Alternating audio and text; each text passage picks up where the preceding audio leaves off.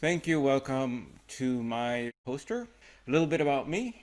My background is neuroscience and computer science and cognitive psychology. So I did an MD PhD and I did neurophysiology for my PhD.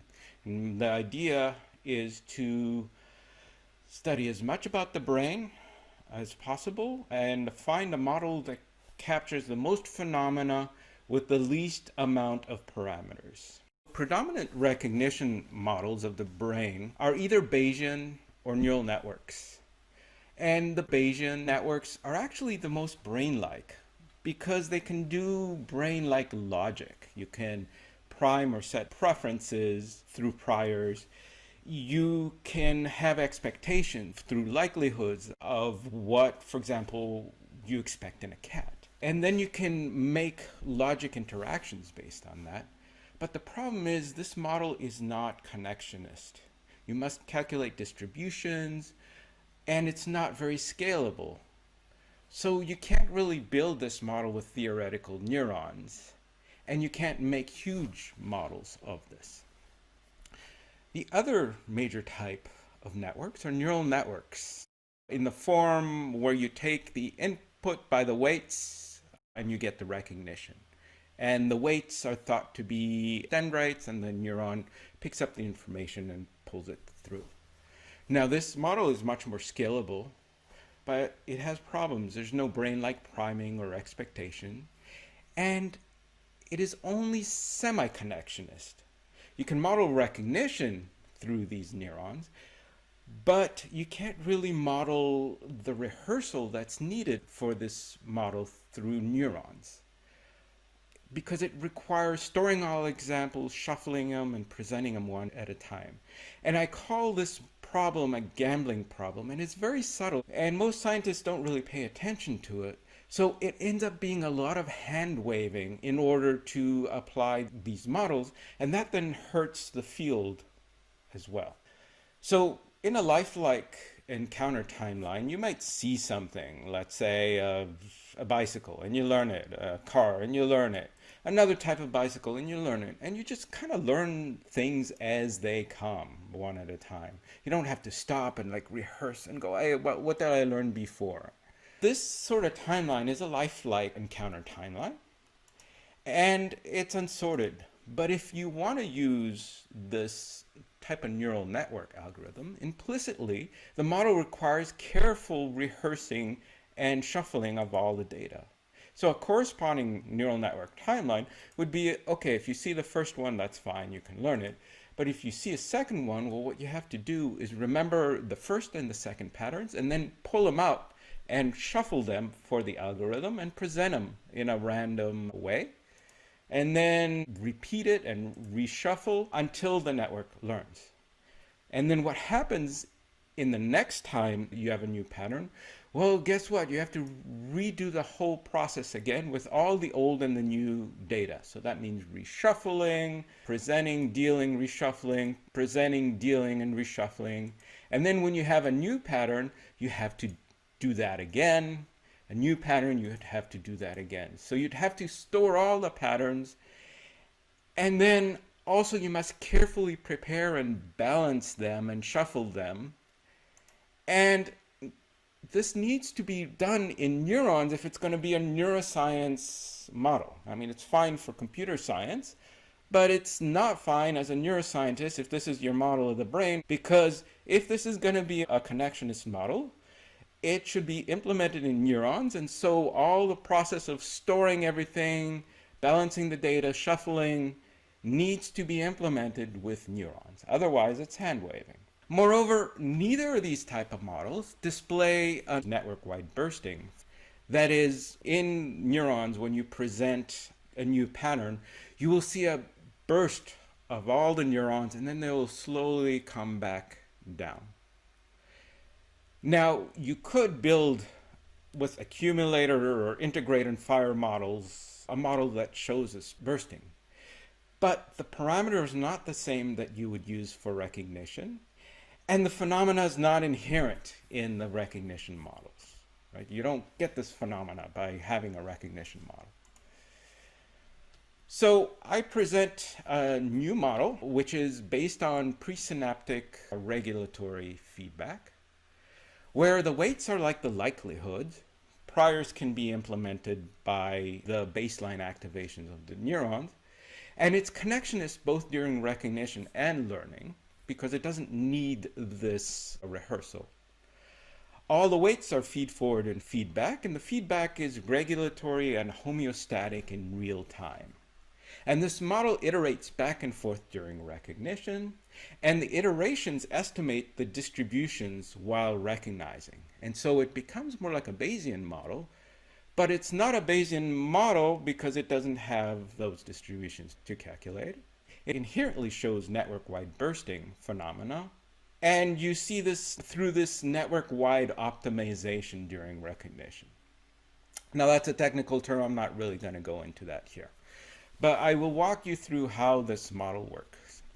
So each input neuron is balanced by inhibition. If an input projects to two outputs, well, those outputs then must project to the mechanism that balances and then feedback back to that same input. And that's true for every input within the network. So if an input goes to four outputs, well, those four outputs have to come back and inhibit. This way, the network is in constant communication of how well information is being used. And you can just add more and more representations in neurons this way, as long as they follow this rule. And I will also redraw this in a little bit of a simpler way as feed-forward feedback connections for every neuron. So how does this work? What I'm going to do is I'm going to show the simplest network possible, and I'm going to compare between the traditional feed-forward neural network and this model.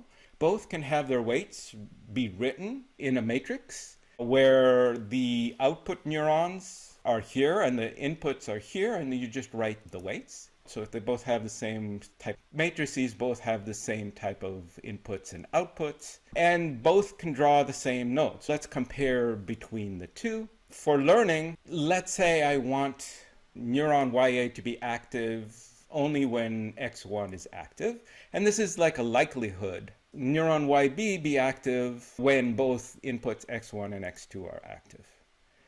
Now, in this new model, this is the expectation and the likelihood. So you basically can just put that in there. And this is part of the logic. You know, what are you expecting for each input? And that becomes the weights. So learning is much simpler here. Now, if you did this in feed-forward weights, you'd have to find the feed-forward weights that give this output. So you would do the rehearsal, the learning, and go through the gambling until you find the answer. And so then you get the weights. And so now we have the feed-forward weights and the regulatory feedback weights. And let's start with the feed-forward. We'll draw the nodes. You draw the feed-forward weights connected to each one. And then you can present the input of 1, 1, and just to verify that it works. And I'm also going to show the timeline of the activation to show the bursting. So on the right here is the timeline. And I'm also going to draw activation. Yellow will be active, black will be inactive, because I don't want to write a lot of numbers here. And so I'm going to put this 1, 1 as a stimulation to the network and see what the response is. And so in the feed forward, the basic equation is y equals wx. You multiply it through and you get the right answer. When x11 is active, you get 0, 1 for the output. And the dynamics look like this. There is no dynamics, basically. You just multiply it through. And the same if you put 1, 0. So now let's do the same thing with this new model. There is the intermediate with the inhibition, and this represents a sort of error, but an error during recognition. And let's draw the feed-forward feedback weights. It's 1, 0, so if weights go up, the feedback weights have to come back the same. And for YB, there's 2 coming in, so 2 coming down. I'm not going to draw anything with weights as 0, just so the thing will look clear. And now this iterates back and forth during recognition. And this is a confusing point for people. This is during recognition, and it's not to learn. This is just purely how this model recognizes. That's all I'm demonstrating here, just like I demonstrated in the feed-forward network. So when I do this, I get this sort of timeline, and let me walk you through. So I'm going to put in 1, 1 as the input. It's going to remain constant, right? It's the stimulation. And so that goes into the network. At first, because it's different than the state in the network, it causes a lot of error, which then projects initially to both outputs, which then causes a bursting. Then information comes back down in feedback, and you see that the feedback for x1 gets twice as much inhibition as x2. So that then dials down the input of x1 relative to x2, and then information feeds forward, and that starts separating out the activations of both neurons. Then information feeds back, and then forth again, and separates further, and continues forward, backwards, separate, until the network recognizes and gets the same answer. So this is how this network works. I'm going to show a bunch of demonstrations with it. I'm going to use the iris data set here because it's simple. It's got 4 inputs and 3 outputs in this example. So I'm going to show this more flexible update that you can't do with feed-forward networks. So I'm going to train only on data from 2 flowers, test the accuracy on it. And then I'm going to designate a new node for flower 3. I'm going to train only on the data from flower 3. And then I will test the full network with all the 3 flowers, and I get no difference on the performance. It doesn't matter the order of how things are presented or if they're shuffled. I can present all of one flower at once and all of the other flower at another time. It does not matter. And this is one of the things that the brain can do that the current algorithms can't do very well. Next, I'll show some of this network-wide bursting. And in this example, I trained it on the MNIST. It's the digits of the post office. I present a digit of 1 to the network, and you see you get this bursting and then coming back down. And the node that is recognized remains up, but all the rest come back down. And so you get this network-wide bursting. And I've done this with many other data sets as well. So to be brief, there isn't a lot of time here. The models are feed-forward feedback, neural network, or Bayesian. The neural network is connectionist, but not during learning. Priors, this one allows priors, and Bayesian allows priors, but the feed-forward neural network is a black box, and you don't really know what they are. The weights are likelihoods, which is just like Bayesian, but you don't have to learn the distributions. So that allows more logic to understand, oh, hey, a cat I expect, whiskers, feet, and so on. In Bayesian, you have to calculate the distributions, which is the downfall of the Bayesian network as a model of neuroscience, because it's not connectionist. And in neural net, the downfall is that the distributions are set during training, and that's why the order matters so much when you train. And so that all gets incorporated into these feed-forward weights. And so then updating becomes hassle when you want to change anything. And in this one, since the distributions are estimated during recognition, you can just change the network. And then as soon as you do another recognition, well, you're doing a new estimation with new information, and you can change all the distribution. So that's what gives it the flexibility. And so this model allows you to be more flexible, just add things as they go. Bayesian allows you some, but you also have to calculate the distributions.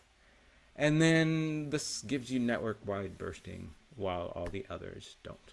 Now there's also much more phenomena and so on, but again, this talk is very short. This is a poster. The academics aren't interested in new ideas so much, so it's really hard to present everything at once. I hope this generates some interest, and I hope the field can progress more, because I think all this hand waving is holding back the field in a huge way, because these models then generate experiments, and the experiments are designed based on a faulty ideology. And then that just feeds on to itself. And then there's pressure to publish and get the results, whatever is written in the grants, and then nothing moves forward. Yet when you have a different idea, then it's hard to get the grants. And this is an inherent problem with academia, and that's why I wanted to put that in the title and raise awareness. Well, thank you for listening. I hope we can move neuroscience forward more with new ideas.